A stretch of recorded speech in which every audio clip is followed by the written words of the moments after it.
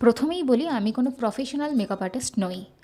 আমার এক ফলোয়ার বোনের রিকোয়েস্টে এবং অবশ্যই আমার নিজের ইচ্ছায় একটা নতুন কন্টেন্ট বানানোর ভাবনা থেকে এই মেকআপ টিউটোরিয়ালটা শেয়ার করেছি। প্রফেশনাল মেকআপ আর্টিস্টদের ভিডিও দেখে তাদের মতো করে ভিডিও বানাতে গিয়ে প্রথমেই ব্যর্থ হয়েছি, তাই সম্পূর্ণ নিজের মতো করেই ভিডিওটা শ্যুট করেছি।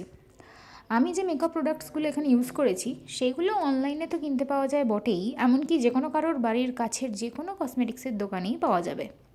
আর হ্যাঁ, আমি কিন্তু এখানে কোনো ব্র্যান্ডের প্রমোশন করছি না।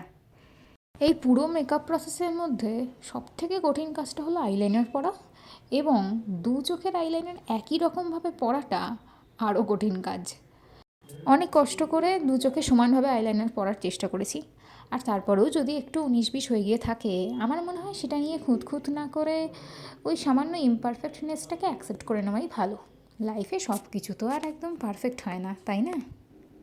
এই 1.5 মিনিটের রিলসটা বানাতে গিয়ে হঠাৎ মনে পড়লো যে বাস্তবেও যদি সত্যি সত্যি পুরো মেকআপ করে সাজগোজ করতে এই 1.5 মিনিটই সময় লাগতো, তাহলে কতই না ভালো হতো।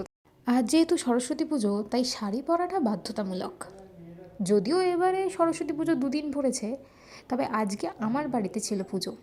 আমার নিজের হাতে তৈরি মা সরস্বতীর পুজো আমি নিজেই করেছি। সেই ভিডিও আসছে খুব তাড়াতাড়ি। এই ভিডিওটা কেমন লাগলো কমেন্টে জানিও। এখন তাহলে আসি, টাটা।